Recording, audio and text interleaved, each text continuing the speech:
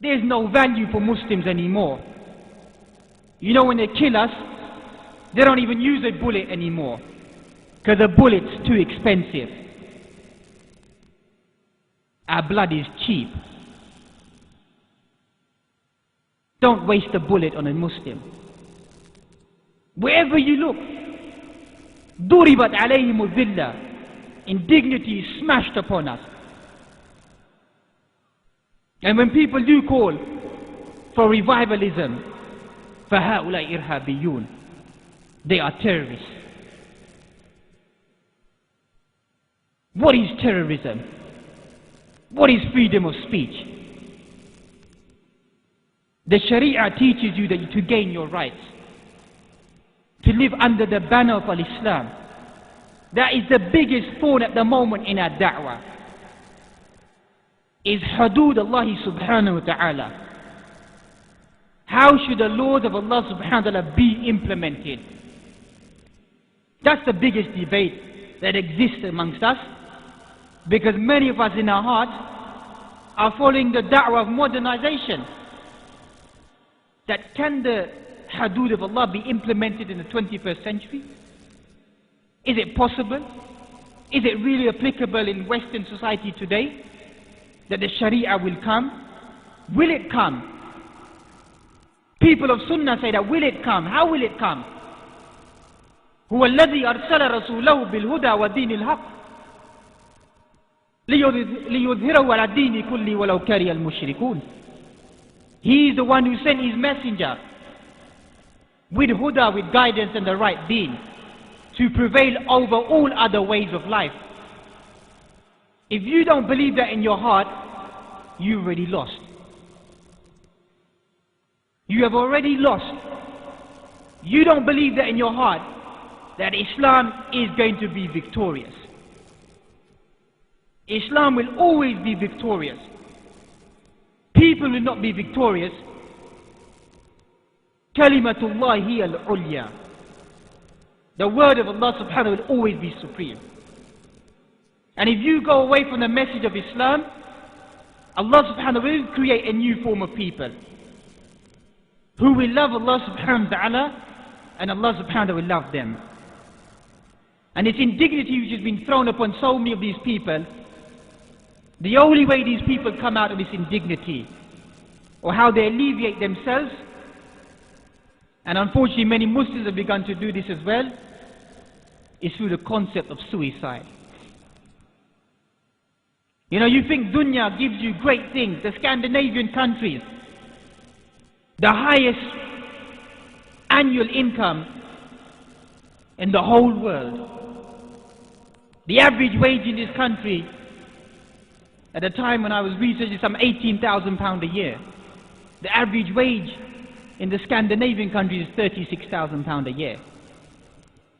The highest standard of living, of commodities, blonde haired, blue eyed, yet the highest rate of suicide exists in this country. And even this country, 5,755 people committed suicide in the year 2003. And these people boast this is the lowest number since 1973. So they talk about freedom of life and the so-called quote unquote great United States of America. There's a famous Arab proverb, fix your own home before you fix someone else's home. They enter Muslim land and say, we've come there to alleviate you, give you freedom, give you democracy, give you a way of life. Go home and rectify your own home. More than 30,000 people in United States of America commit suicide on an annual basis. And they say that's a moderate number.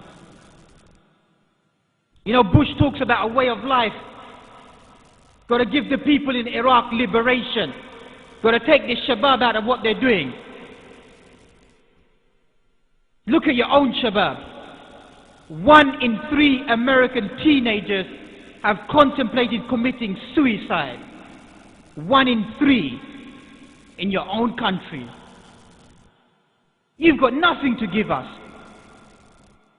And you talk about freedom of life when you're suffering these problems in your own land. Every 17 minutes, someone commits suicide in the United States. Every 17 minutes. And so far, probably 3 or 4 people, whilst I've been lecturing, have committed suicide. And they've come in to alleviate Muslims. You want to give us something? What is there that you can give Muslims? What is there that you can give us? Give us a better road? That road is only developed for your own purpose. Al-Dhahabul Aswad, the black gold. And you know what the black gold is? All of these wars is not a war on terror. It's a war on possession of Muslim property. Many of us are sleeping. Don't get into siyasa. Don't get into politics. Don't get involved in this.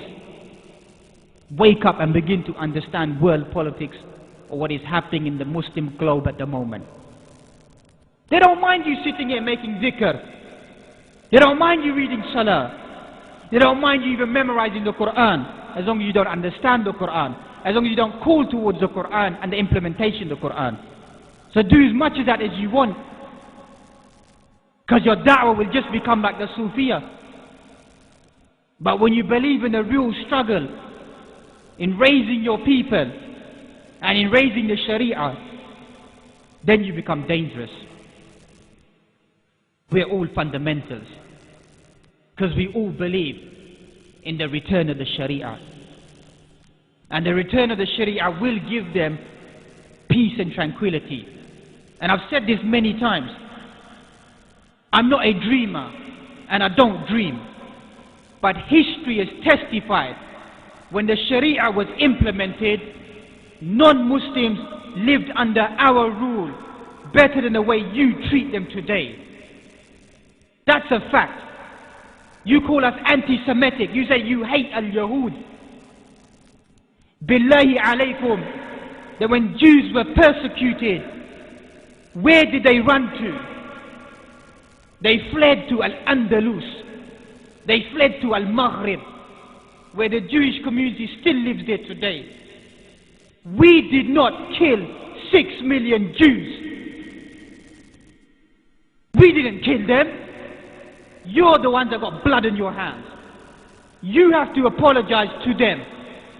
We don't have to apologize to no one. We did not take down the Twin Towers. You yourselves took them down.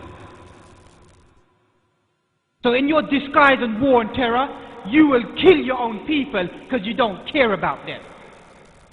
If there's anybody that does care about humanity, then that is Maqasid Sharia. Read it in great detail. The purpose of the Sharia is Hifdul Insan, is preservation of humanity. That's what Islam will give them. We will preserve Muslims and non-Muslims. And if somebody commits atrocity who is living under the Sharia, and a person has given the jizya, that is paradise for them on this world. That if Muslim commits atrocity towards them, the Sharia says you have to take the side of the non-Muslim. That's what our deen says. So we're not against no one. The only thing that we want is the coming back of paradise on this world once again, for both Muslims and non-Muslims at the same time. And we can continue to quote the artificial happiness that people live in at the moment. That 26 million people in this country are in a state of depression. In a state of depression, 26 million. This government, from spending £100 million, is now spending £381 million on controlling depression in this country. Everything of these people that they possess becomes a punishment for them, a trial for them. Their wealth, their children, everything. It is only the believer with the correct perception. Wealth becomes a blessing. Children become a blessing. Qurrata a'yun become coolness and tenderness of the eyes. كما ذكر إمام السيوطي في تفسير الدر المنثور. What does it mean? Qurrata a'yun, coolness of your eyes. In this dunya first, your children become a blessing for you. Their children don't care about them. Their wealth doesn't care about them. Everything is taken away from these people. So the real paradise is what we are calling to. That all of us need to believe that living in this dunya, take from the dunya that which is correct, leave that which is false, and seek from the wealth of the dunya to get closer to the akhirah.